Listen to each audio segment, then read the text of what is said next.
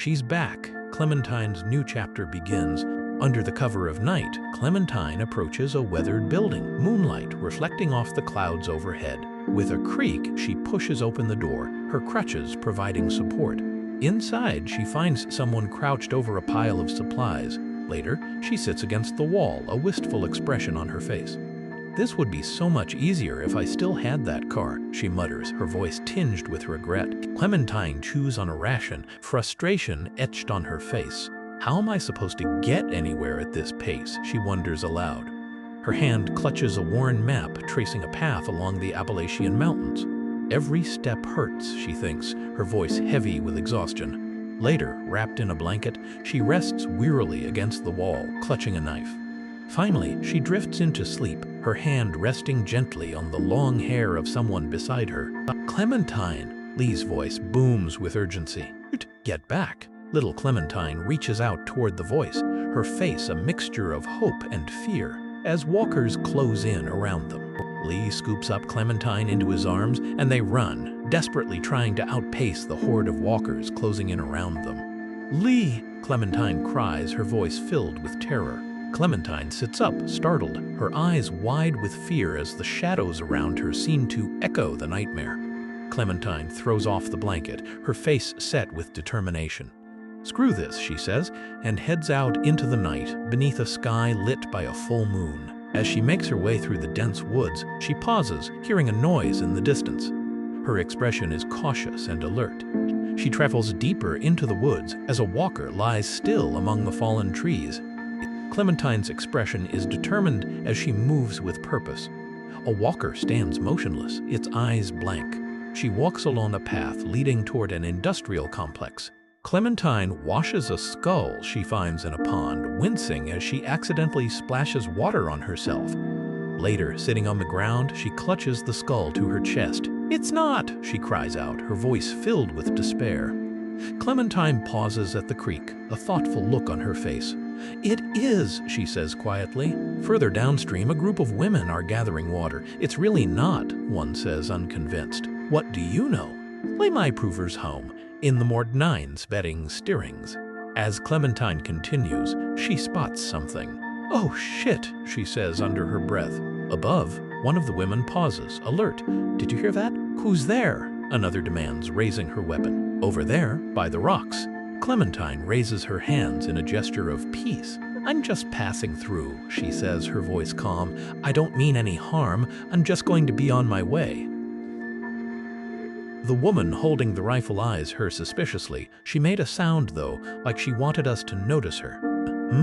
Another replies, considering, "Maybe there are others. She could just be a distraction." Clementine turns to leave. "I'm not traveling with anyone. I'm leaving now." A younger voice calls out, "Wait, is your leg okay?" The stern woman interjects sharply, "Shush, Meredith." As Clementine continues to walk away, another woman says, "Joy, just let her go." However, another interjects, "No, no, no, this is weird. She just gives herself away while we walk by." Another adds, "Yeah, but like, she seems nice." Clementine turns back to face the group, her expression guarded. "Look, I only made a sound because I was surprised. My period just came a little early. That's all." "Oh," one of the women says, her voice softer. The younger girls whisper amongst themselves, "I just got mine, too. Don't tell her that, you." Clementine attempts to move past the group, but the girls continue to stare them off. "Whoa, that prosthetic looks gnarly. She should see Rabbi. Rabbi did her arm, and my dad's foot." Clementine pauses, unsure. One of the girls pipes up, "You should come to our town." The woman with the rifle responds sharply, "That's not allowed." Another girl counters, "Sure it is. Amos brings people back all the time." The woman with the rifle ignores her. "What's your name?" she asks Clementine. Clementine's face is thoughtful as she looks off into the distance. "Clementine," she replies. Meredith steps forward, smiling. "She knows," another girl says to Meredith. The woman with the rifle urges the group onward. "Come on, the gate isn't far." Meredith looks at Clementine with concern. "Do you need help, or?" Clementine cuts her off. "I'm fine." The group begins to walk away, while the woman with the rifle mutters, "Where are you traveling to?" As Clementine crosses the stream, one of the girls whispers to another, "I bet your residual is one giant bruise." Clementine hesitates for a moment, then states, "My north. I'm going north." One of the girls exclaims excitedly, "That's so cool." Another suggests, "We could get you some new clothes too if you want." Meredith chimes in, "I want to go north." Clementine just offers a simple, "Oh, sure." One of the girls whispers, "Maybe some padding." The woman with the rifle speaks authoritatively, "Go with Amos then."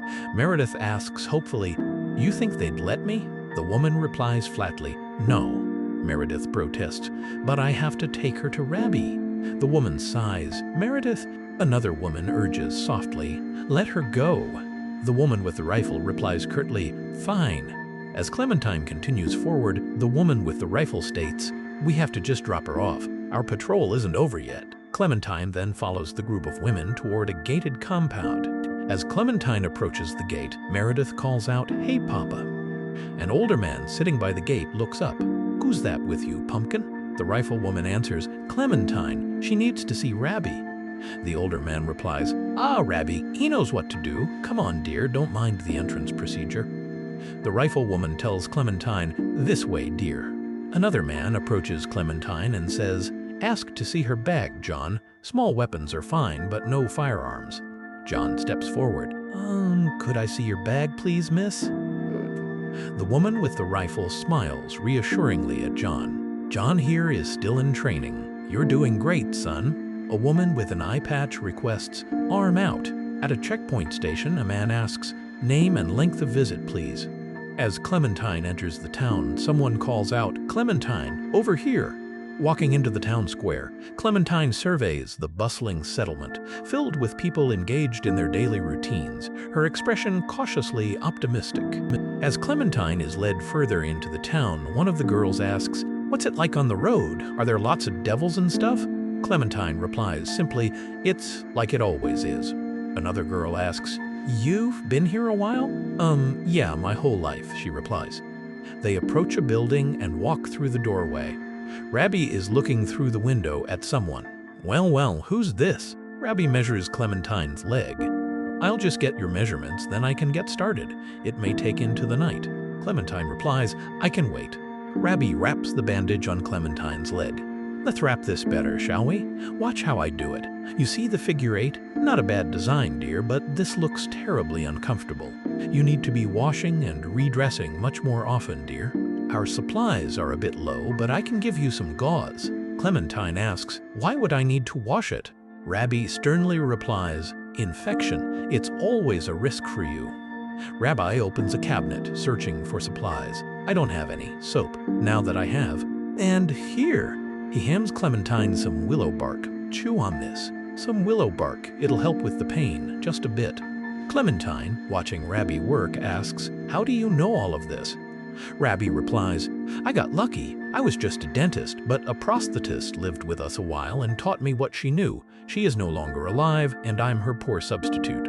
Clementine's expression is contemplative, listening to the man. Rabbi says to Clementine, "My son in the early days lost both legs. He died of a flu the next year, though. If he had lived longer, I could have helped him." Rabbi, focused on his work, says, "You're very quiet. Did the bark help at all?" Clementine, sitting by the window, looks out at the night sky. "Growing up like you are, without so much as a painkiller, is..." Clementine, reflecting on Rabbi's words, says quietly, "It's just how it is." Later, by the light of a single candle, Rabbi asks, "You awake, child?" He presents her with a new prosthetic. "Try this on, let's see how it fits." Rabbi examines the prosthetic, detailing its features. "Now, this socket should keep a good seal for you, but I added this belt for extra support." He continues, "Roll that over it all and it would take quite a tud to get it off. Yes, just like that." He adds, "I've been saving this ankle design for a while. The old kind I made, I've been told, wasn't quite flexible enough. This one has some bend." Clementine takes a tentative step with the new prosthetic, and Rabbi is hopeful as Clementine replies, "It will take some getting used to." Rabbi examines Clementine's leg. "There's some padding in there between the prosthetic and your residual limb." Clementine replies, "I feel it." Rabbi says, "My tools are such that a perfect fit is not possible, so you'll need to watch for bruises and blisters. You should be off your feet as much as possible right now. Adjusting can be a complicated, painful process." Clementine replies, "I'll figure it out. I want to get back on the road." Rabbi states solemnly, "Clementine, I have to tell you, this is a prosthetic, not a leg. It can't be treated like one." Concerned, Rabbi says, "Now hold on, I have more for you. Let me find a good-sized cane." Rabbi gives Clementine a cane. "This cane is pretty sturdy. It's the right size for you and it folds, good for travel." He shows her how to adjust it. "Like that, yes. Lock it into place, and you'll hold it on your good side, the right for you then." Clementine tests it out and says, "Oh, right. Rabbi gives her a small repair kit. "I'll give you some tools. An Allen wrench, a screwdriver, these are for minor repairs. Keep this kit with you, always. I'll put in some soap." Clementine stands in the doorway with the cane. Rabbi asks, "There's no way you'll stay just one more day, Clementine?" Clementine replies, "No, I'm sorry." As she leaves, Rabbi says, "I understand. Just remember to always be prepared out there." Clementine considers his words. "I've heard that one before." Rabbi says softly, "Come back if you ever need me again." Clementine pauses to ask, "Do you have any more of that bark?" Rabbi replies, "I put it in your kit with the tools." Clementine exits the building. As she walks away, the new prosthetic makes a distinct clicking sound. Clementine bows her head, her expression obscured by shadow. There she is. Clementine peers up at them. The girls call out, "Clementine, my mom made a bag for you." "I'm headed out." The girls say, "You're leaving already? Your leg looks cool." "Bye then. Good luck up north," says one of the girls. Another says, "She's leaving? Rabbi made my foot. I named it Lightning," the new prosthetic, as Clementine continues on her way. Clementine touches the door frame for support as she steps out into the night, saying to herself, come on, just keep moving." Elsewhere in the town, a man with a rifle asks, "Gonna be a cold one tonight, huh?" Below, Clementine leaves the town and its light behind as she walks down the mountain. Clementine, walking through the forest, sees a walker and brings her cane down to strike its head. "Okay. Sturdy," she observes as she continues her journey through the trees. After struggling to climb, she makes it to a comfy perch, pulls a knit cap over her head, and settles in. As she drifts off, she murmurs, "I'll have to think of a name."